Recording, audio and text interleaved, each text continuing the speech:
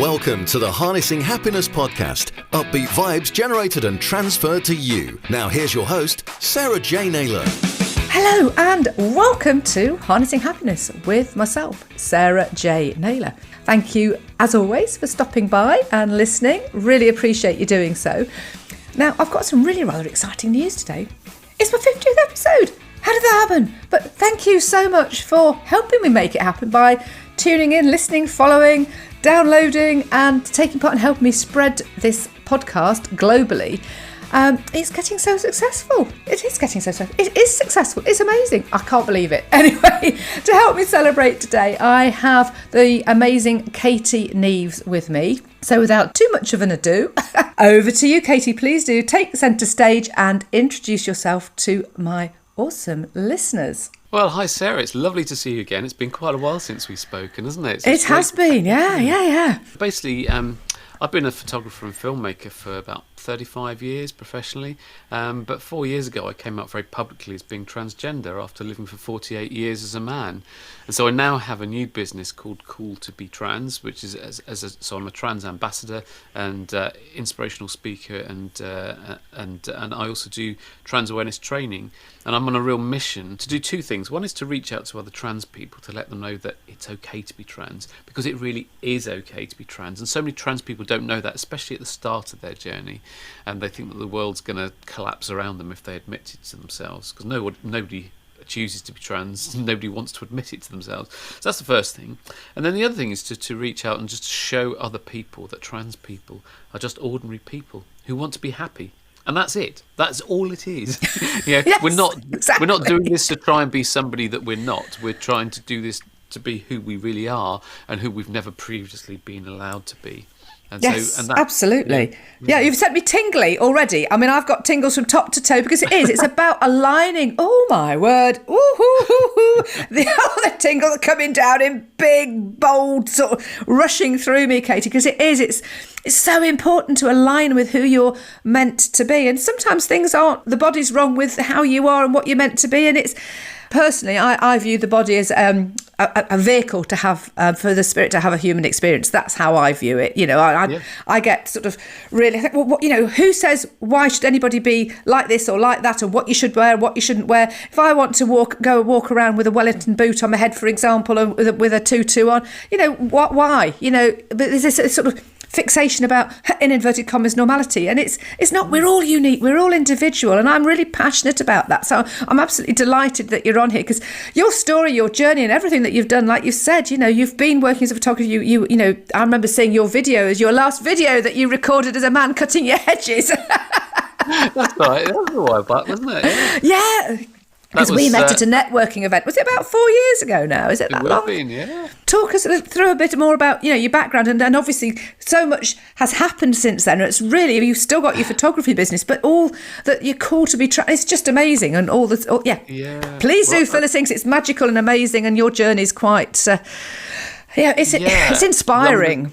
I've always known that I was female, right since an early age. Around 3 or 4, when my mum caught me trying on some of my sister's clothes, and she told me off. And for every day of the following week, she would be checking to make sure that I was wearing my own clothes, and it was humiliating. But it sowed the seeds for a very long time that what I was doing was wrong, it was dirty, it was naughty, it was not what respectable people did. But however much my mum told me off about that, the urge and the need to cross-dress as it was then would always be with me. And it was for many years I was in self-denial that I was a cross-dresser, and so every time I did it, I'd always promise myself that I'd never ever do it again. But it was futile, because the need would always come back, and usually with a vengeance. And eventually, around my mid-20s, I finally admitted to myself that then I was a cross-dresser, and that I had a condition called gender dysphoria, which is a great feeling of unease and distress caused by a mismatch between how I felt in my head and my heart,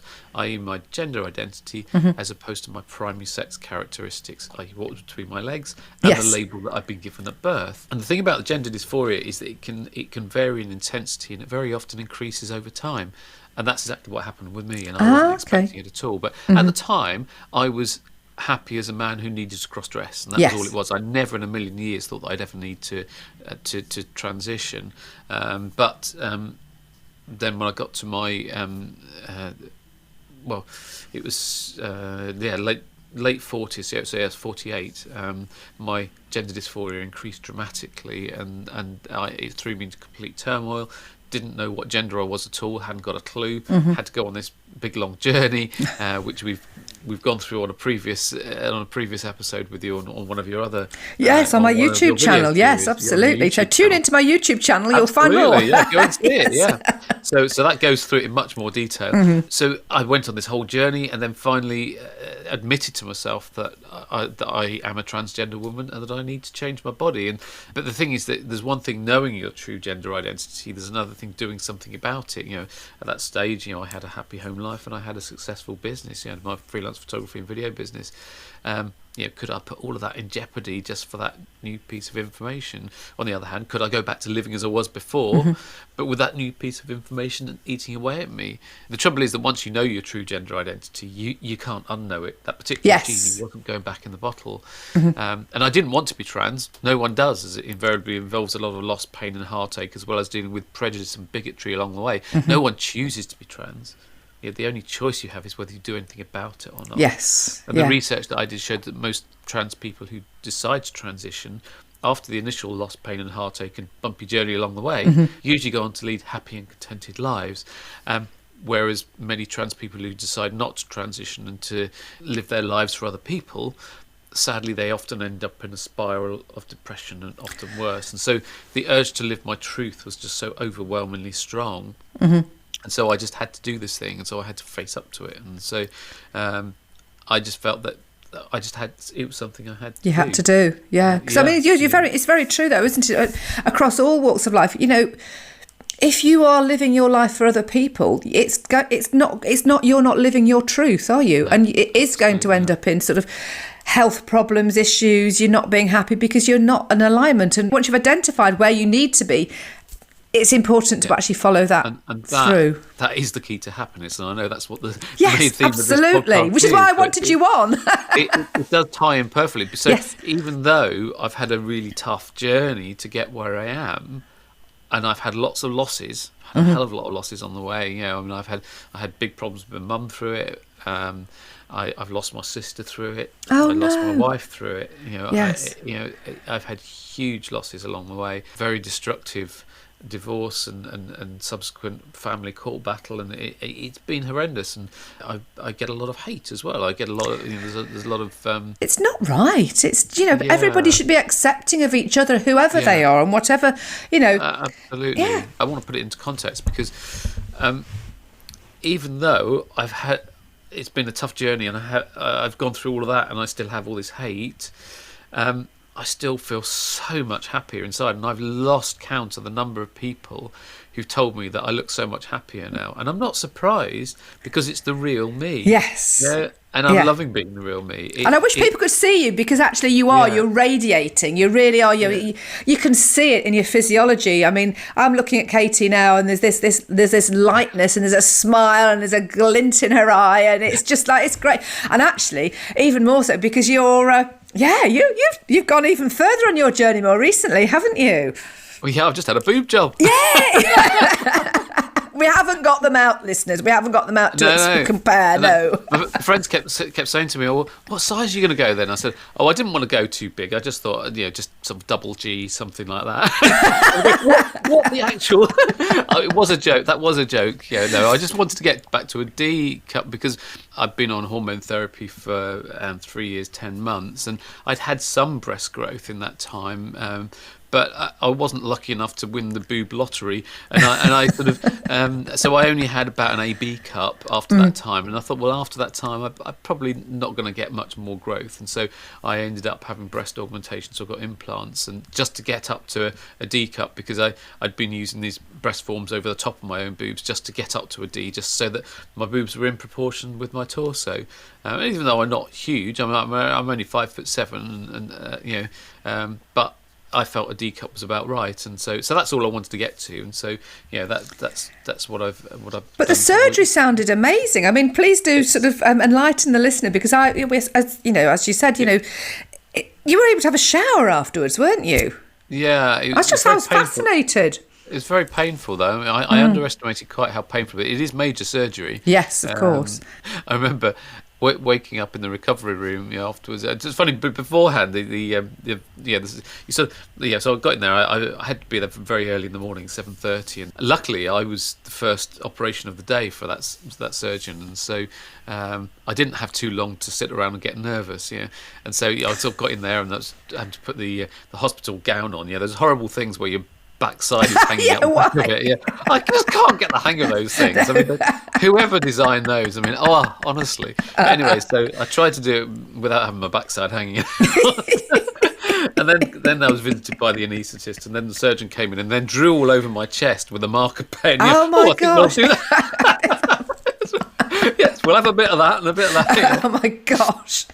Yeah. Can you guess what it is yet? Yes. Oh my gosh.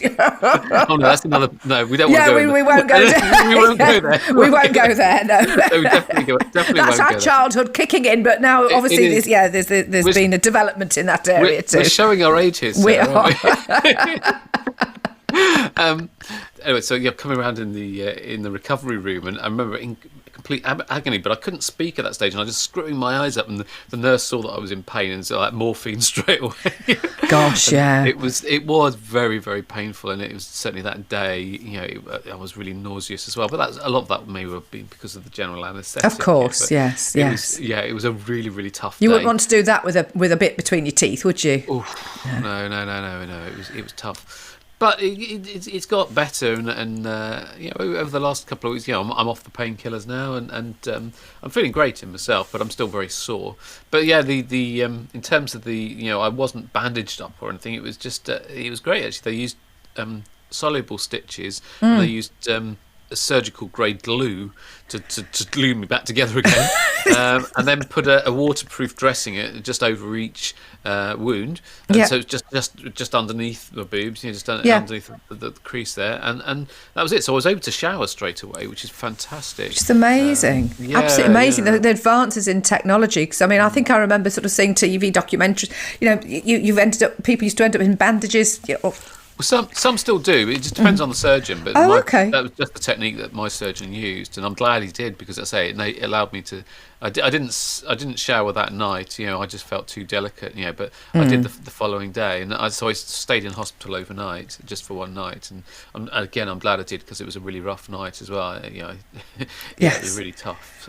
But now, how are you feeling now? Because it's a few weeks post op, and now you've got your own set of D cups. I'm feeling boob-tastic, Sarah. Boob-tastic, awesome. Boob-tastic, yeah. Has that lifted? You were talking about happiness and how aligning yourself with your sort of your gender and how you're meant to be.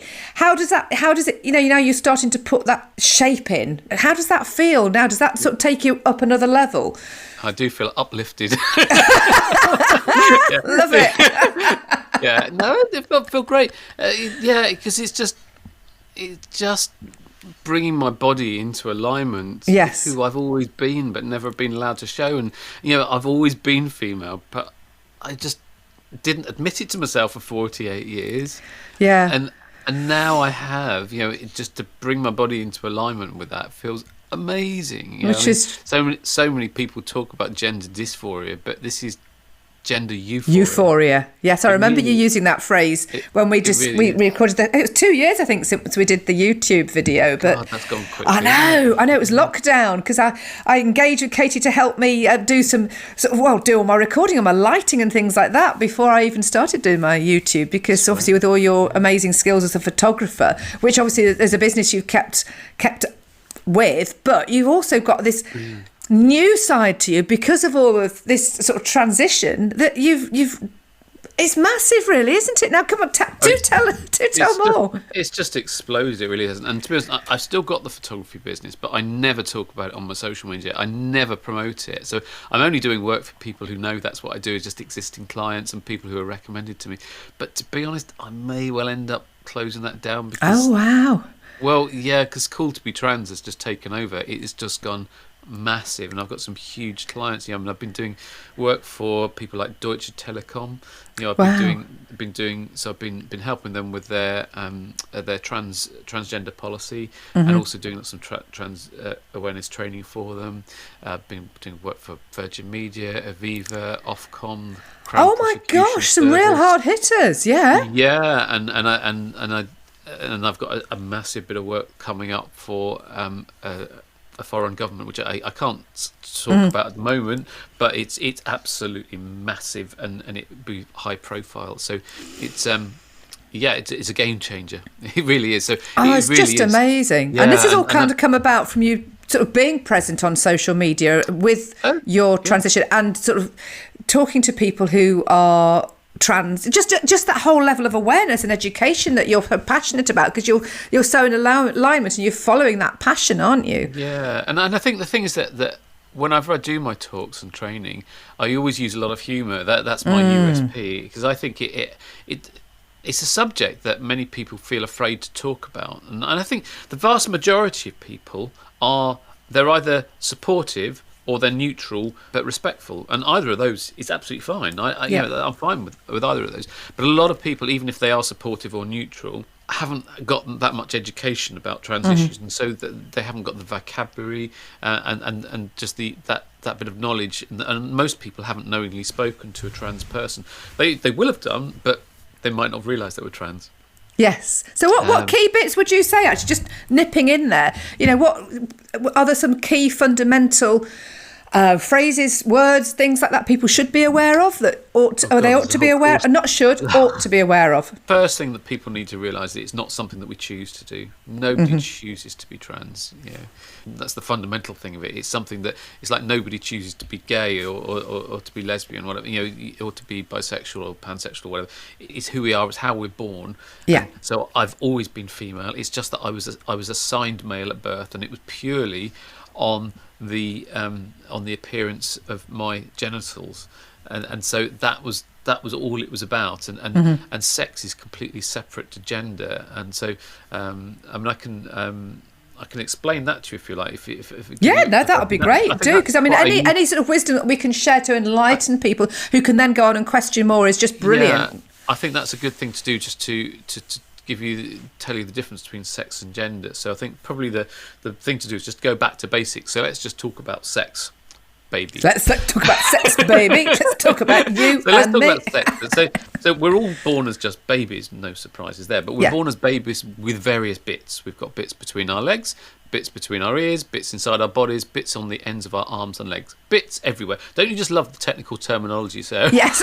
bits and stuff. You thought you were going to learn something, didn't you? I'm sorry. Sorry to disappoint. I don't need to get my physiology and anatomy book out then. It's just bits. I'm going to be doing a presentation to a load of doctors specialising in sexual health fairly soon down in Southampton, and so they're going to love this, aren't they? Yeah. Talking about bits. Yeah. Bits. So they don't know what's going to hit them. It's only because it rhymes with tits, I know.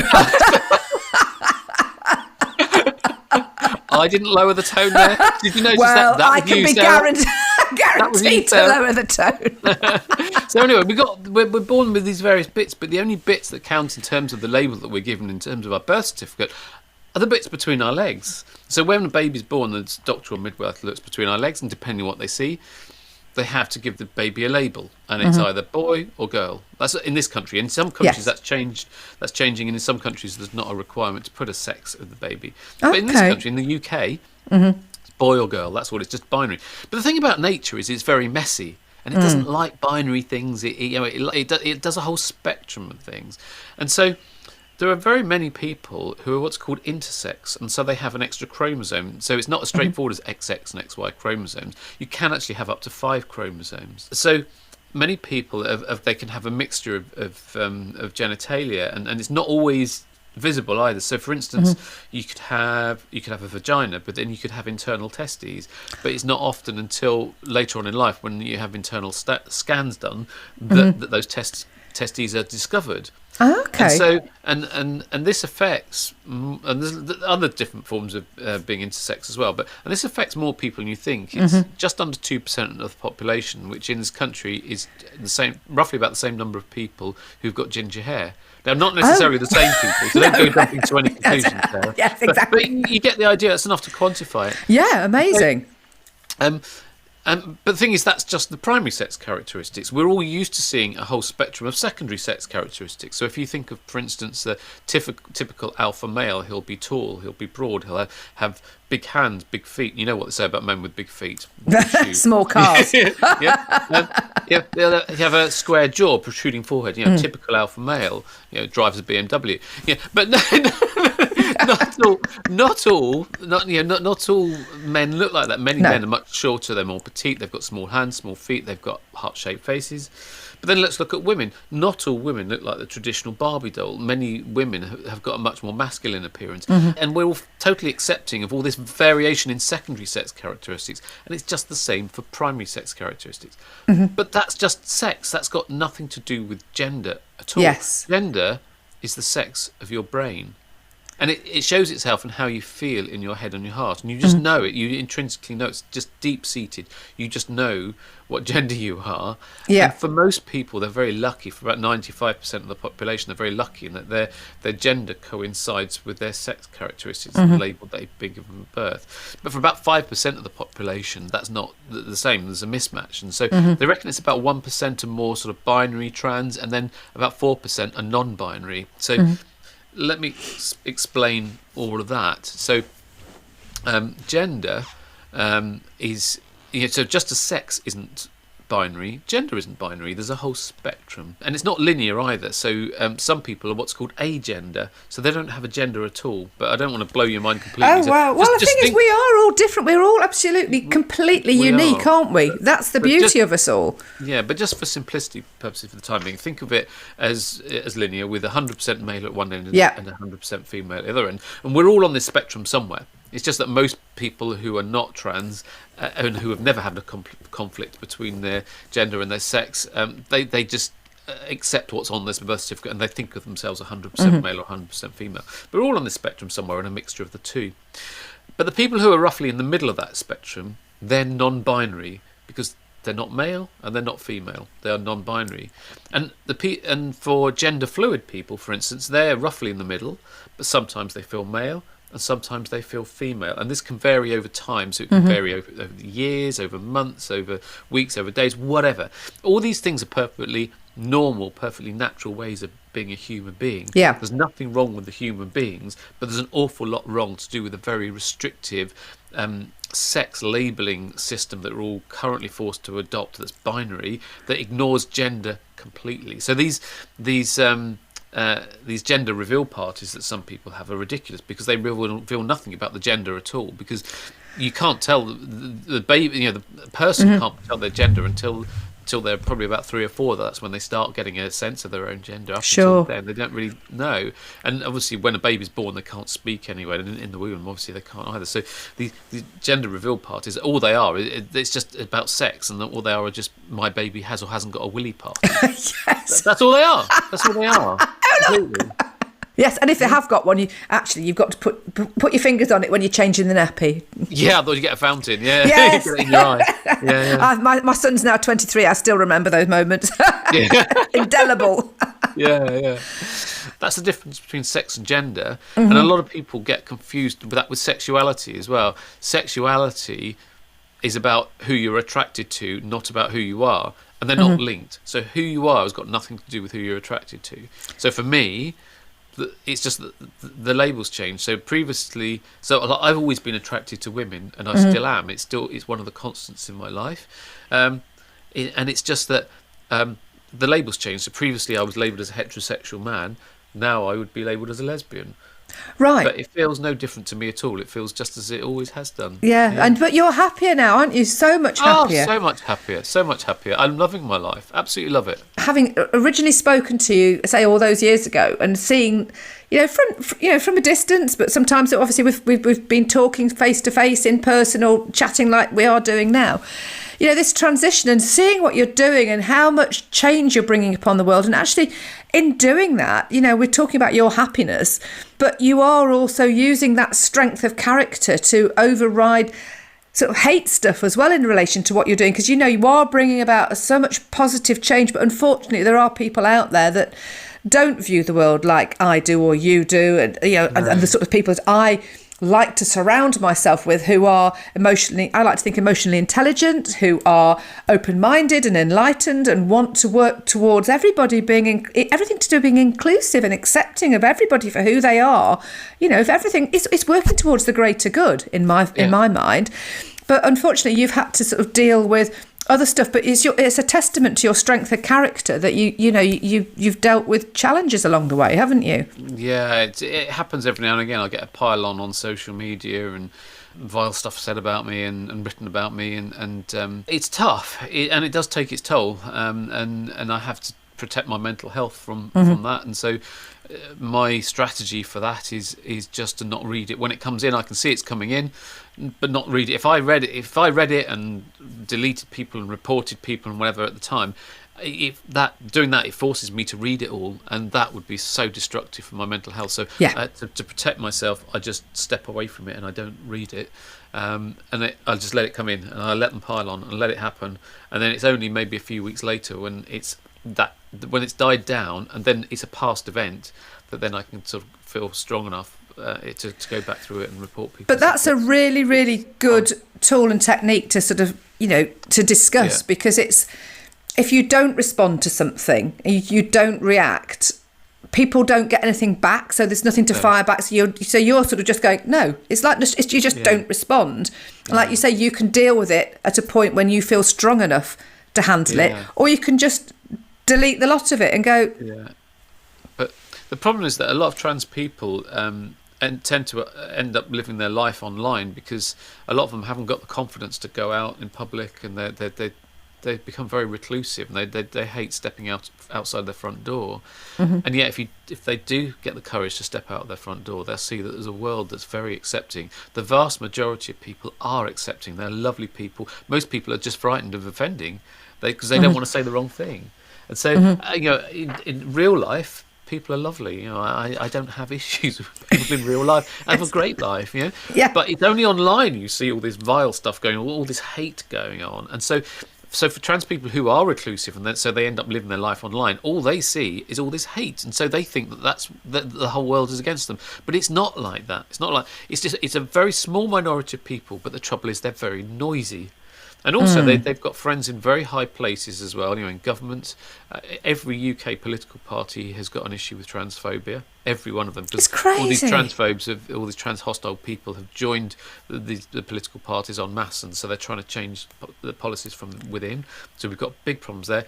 And also they're very well funded and very well organised. They're funded by religious fundamental groups, mainly from the States, and they've got a lot of money behind them, and they're very well organised, very well funded. So it is a big battle that we've got on our hands, and we're fighting for trans rights now more than ever.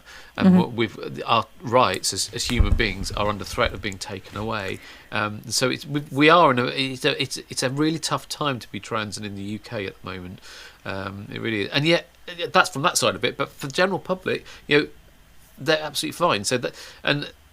So I think there is a lot of hope for the future, because I think these people can't sort of go against the majority of people forever. They are on the wrong side of history. These people, they really are. Well, absolutely. Well, they're not enlightened, are they? They're not emotionally intelligent. They may think that they're educated in inverted commas, but they're not educated emotionally and don't understand, because as you go down the personal development route, or whether it's how the level of evolvement you've got to, as I believe that we come onto this planet, as I say, I believe we've had loads of different lifetimes, and I think unless you've had different lifetimes and brought with that forward with the knowledge and the wisdom that you've got, you've not got that ability to understand and comprehend where people are, and so you are living in fear, and because you react like that because you're fearful, because it's something you don't understand, so therefore you would rather shoot it down.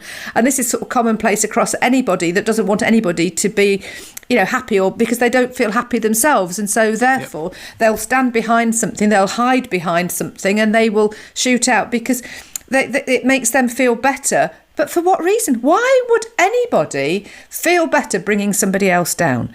I recorded a podcast just recently, just literally doing voluntary work at the park run and clapping and cheering everybody along. And when you do that, it fills you full of so much goodness and great stuff. So I'm all for sort of, everybody living a happy and healthier life, and sort of cheering people on and supporting and encouraging to be the best person, and believe that we can change the world for the greater good if we all believe and want what's best for each other. Surely. And the thing is, to hold on to all that hate is such negative energy.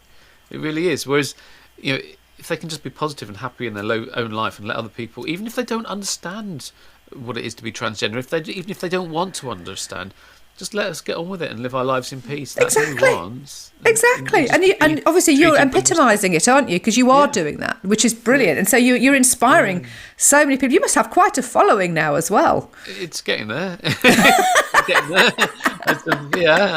It's amazing actually how my profile's risen over the last few years. It's So what top tips would you give to people generally, or I could go on for quite a while about this. We've got a bit of time. It's fine.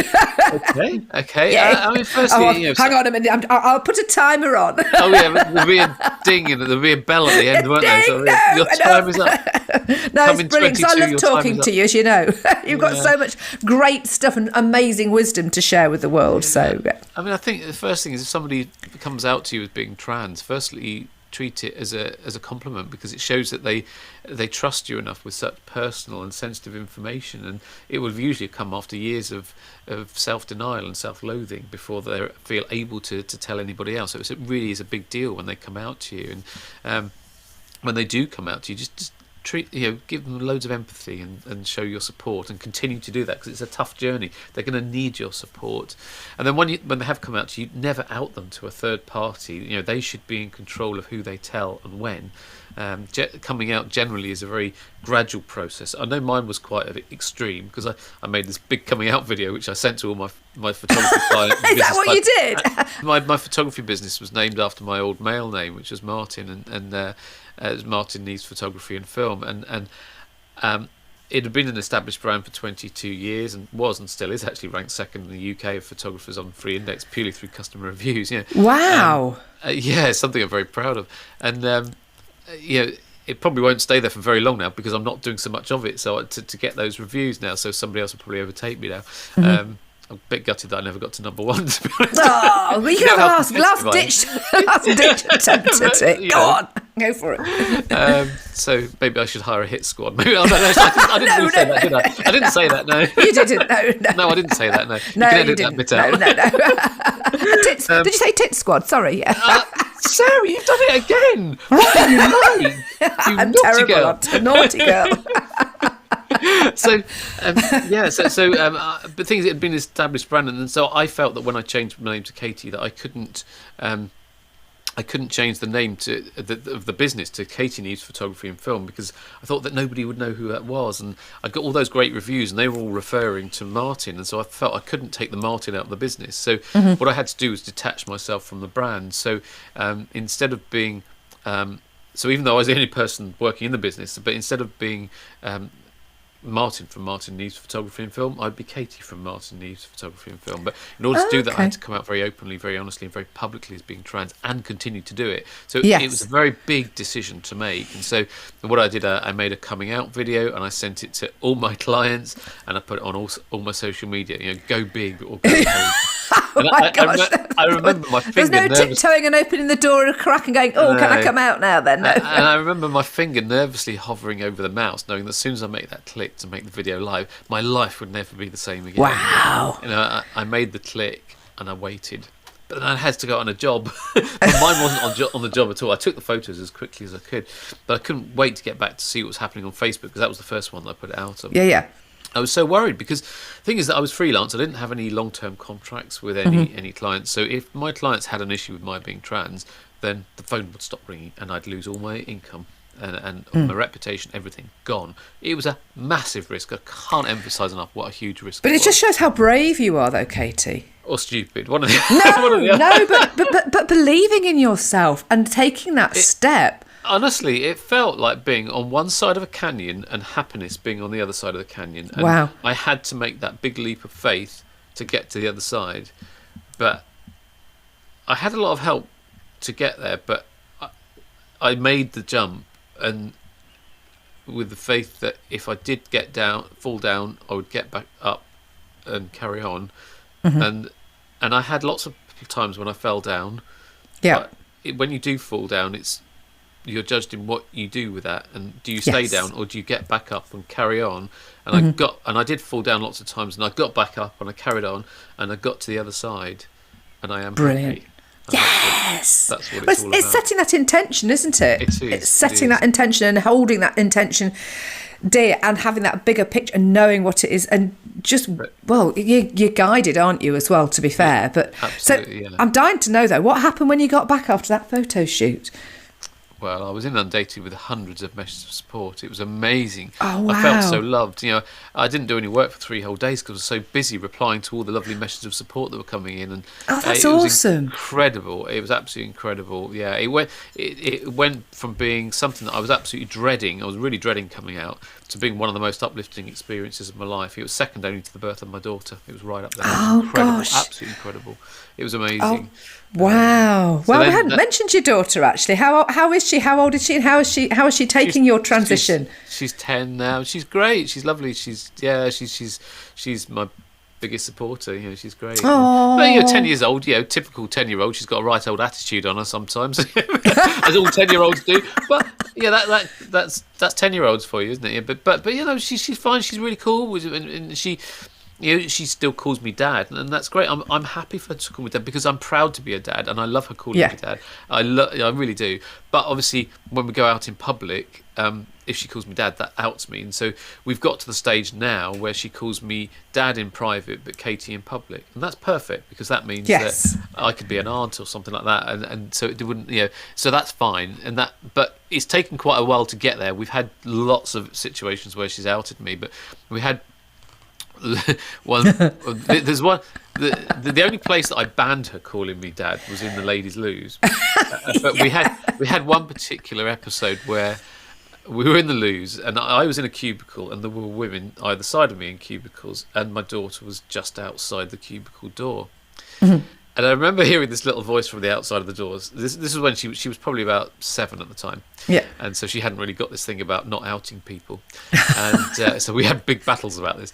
And I heard this little voice from outside the door saying, "Dad." I thought, oh, God, here we go. Oh, no. And then she realised what she said. And so she said, Katie. I thought it was too blooming late now, isn't it? And then she said, so I said, "Yes, darling." In my highest voice, yeah. and she said, so are you going to start having periods now then? I thought, no, don't do this to me. So I said, no, from the mouth darling. of children. I know, it was, no, darling. And then there was a pause. And then she said, so why is that then? I thought, no, don't go there. So I said, I'll tell you later, darling. I couldn't wait to get out of there. I'll tell you. Bless you. So embarrassing. I just couldn't wait to get out of there. But I tell you what, you've got a great story now though, Katie. Well, if she ever gets married, that will get trotted out on her wedding day. Oh, yes. Oh, perfect. Absolutely perfect.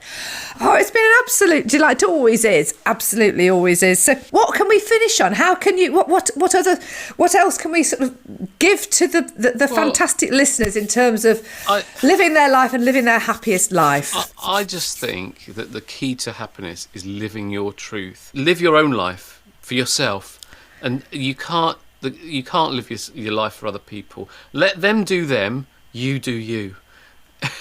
Yes, absolutely. That is the key to it, and I know that whatever choices you make in life, and it was a choice that I made in terms of doing something about it. There was no choice in being trans, but it was a choice of actually doing something about it. But it was a choice about being happy or not being happy. Mm-hmm.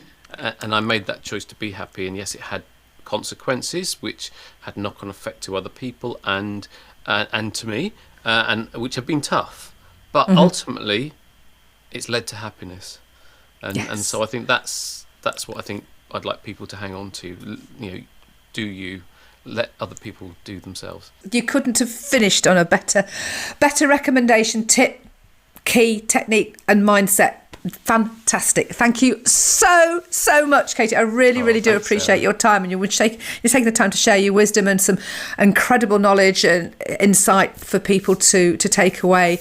And so how do they get in touch with you if they would like to know more or engage with you, follow you, or what have you? How do they find you? Please do let us all know.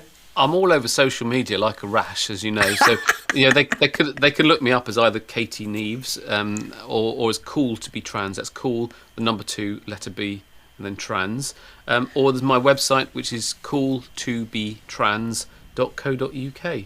And again, it's the letter 2, and so the number 2 and the letter B in the middle of all of that. So I'm easily found. You can't miss me. Yeah, not found hiding under a bushel anywhere. No. I'm very shy, Sarah. Are you an introvert there, Katie? I am very introverted. Yes, an extrovert introvert. Oh, it's been an absolute delight. And thank you so much again, Katie, for being an awesome guest. And thank you all for listening. And if you've enjoyed this episode, please do rate and review. And please do follow and subscribe. And let's spread this sort of happiness globally, as it already is, because I know that it's been downloaded all over the world, which is absolutely awesome. So I do appreciate you all as listeners. So this has been me, Sarah J Naylor at Harnessing Happiness, saying thank you, and until next time, goodbye and lots of love to you all. Take care. Thanks for listening to the Harnessing Happiness podcast with Sarah J Naylor. If you took value from the content, please follow the show on your podcast app. And to find out more about Sarah's ape mindset, visit sarahjnaylor.com. That's Sarah